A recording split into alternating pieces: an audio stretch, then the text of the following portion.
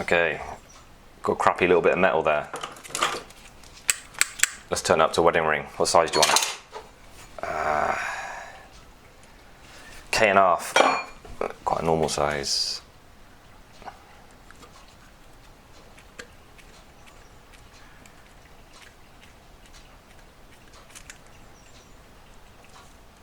Turn it around, it's easier to get the curve if you start from the other end before you reach it.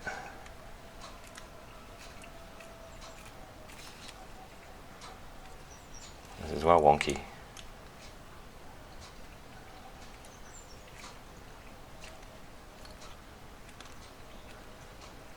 Okay, right, anyway. I'm not even going to saw that off.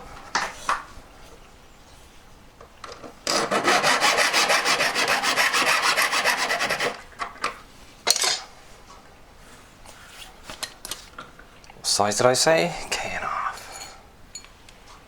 Okay.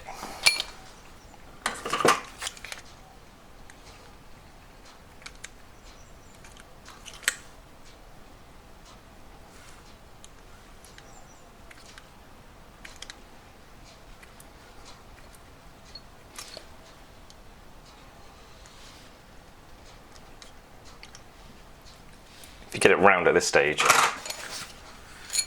less hammering, more likely to be a nice strong joint. Oh, look at that! I guessed K1/2 and it was just about long enough.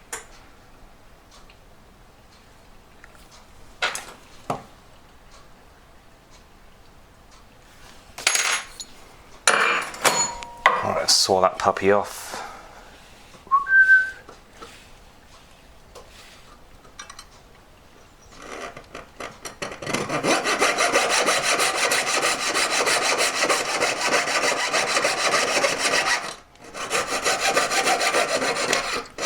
The saw blade needs to go in the bin. Give me needle part.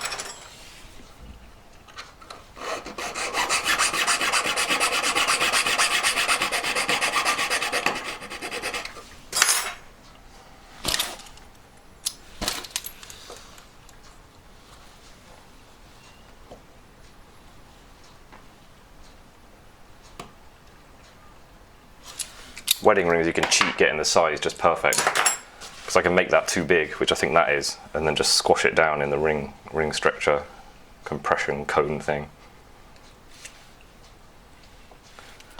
But that's cheating. Oh, mine's well off. This goddamn saw blade.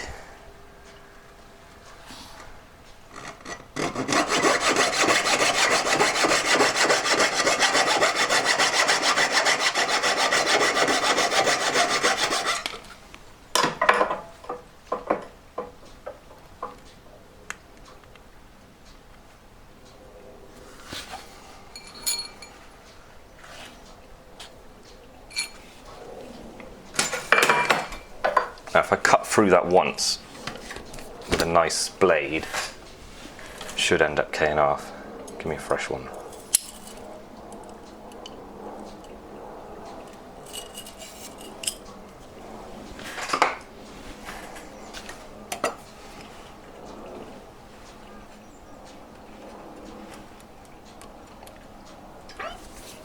How long's that now? 5 minutes?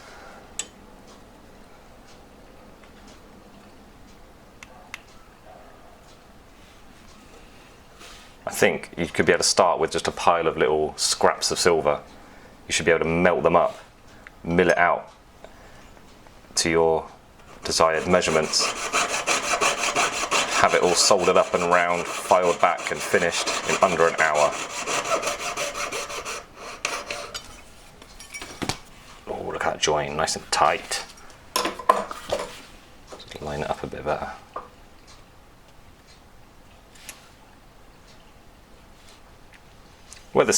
Doing this is just the basics of a wedding ring, but it takes a little bit more skill. Like I said, I asked you to make one to finish up exactly 2.2 wide by 1.7 deep. It takes a bit more care to get it right.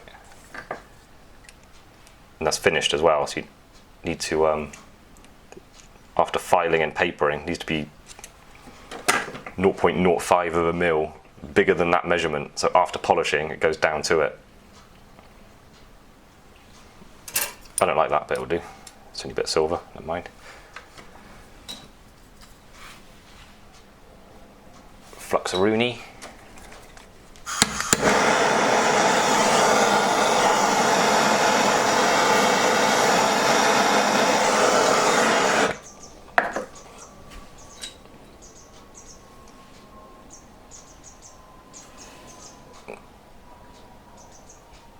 Bit of solder,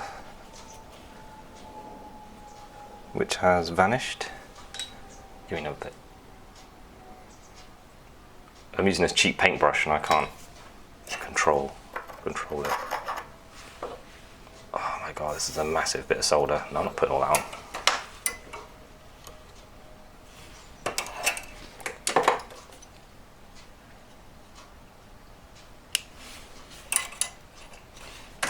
Cut that in half.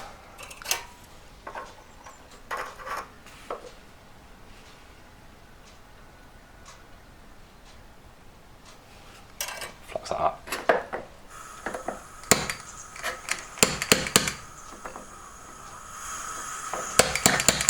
Come on.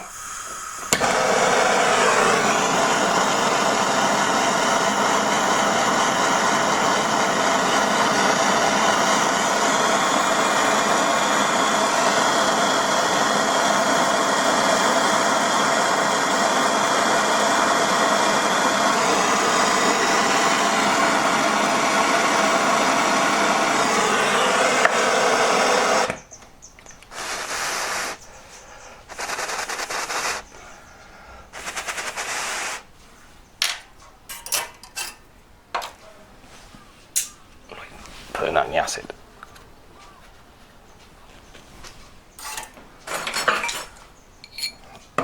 It's a K&half we wanted, yeah. Not rawhide mallet. Rawhide mallet, you're just stretching the ring up to a size. Use a metal one and it just flattens it where you want it flattened.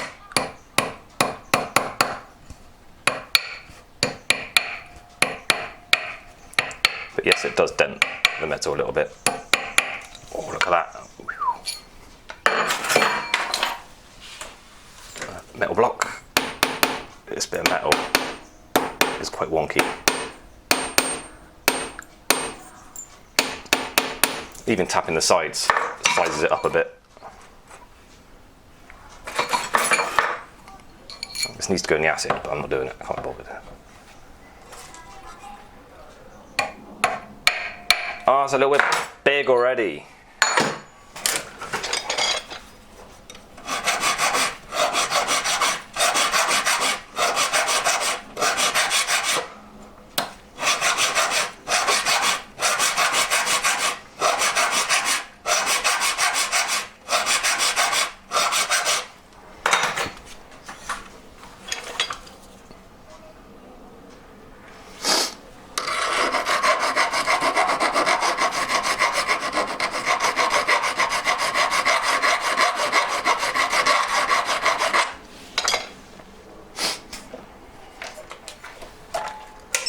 This ain't switched on.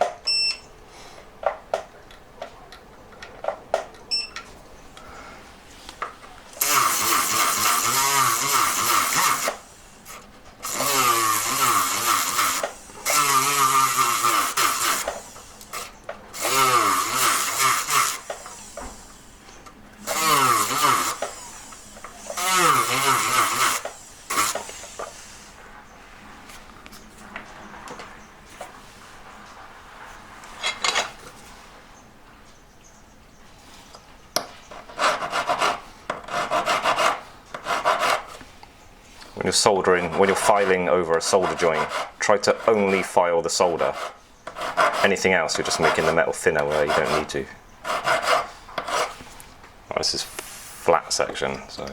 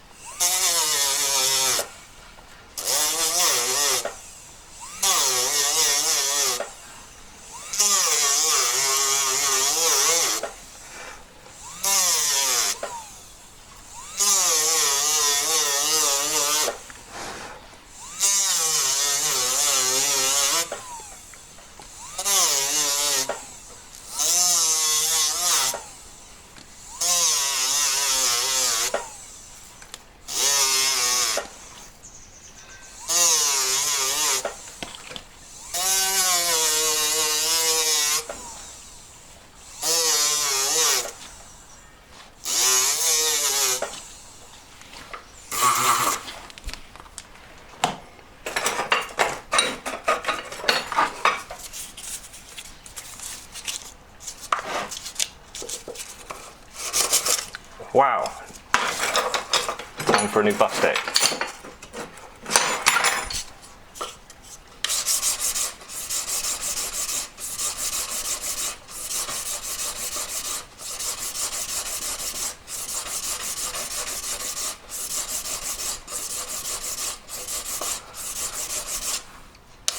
Make sure you paper it. All the lines of the previous coarser grade paper are gone.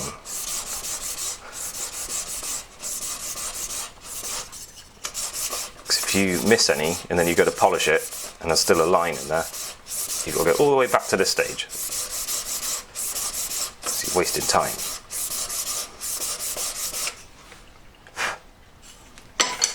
Okay, that'll do. Let's give it a buzz with a slightly...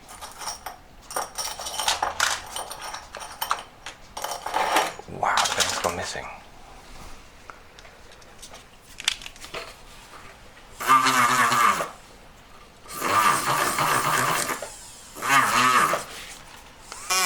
Right, this size must have gone up to like L now.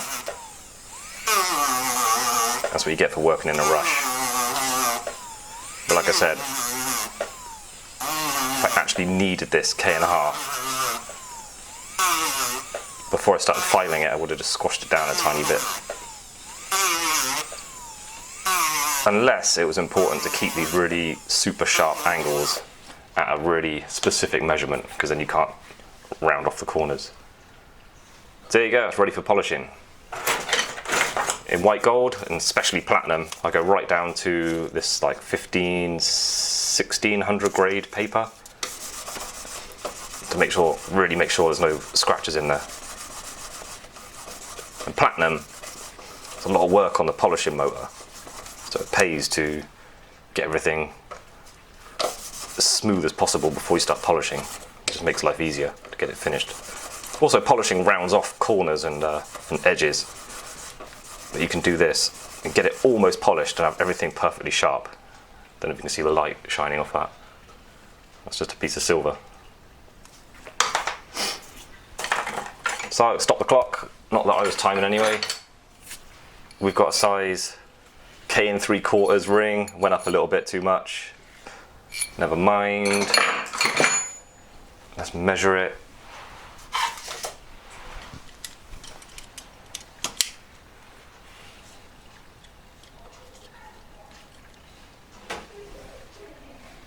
.84, 1.83, 82, 82, 83, 84, 85. Accurate filing up, the width, the depth. 164, 163, 164, 165. Oh my god, 168, 169, 167. These are hundredths of a mil. I like to keep it within like 0.5 or 0.05 if possible. Otherwise you can start to see it. If I look around that, I think I can see where it's like a tenth, between 1.6 and 1.7 different. I think it's there, it looks thicker. But anyway, boom, wedding ring, there you go.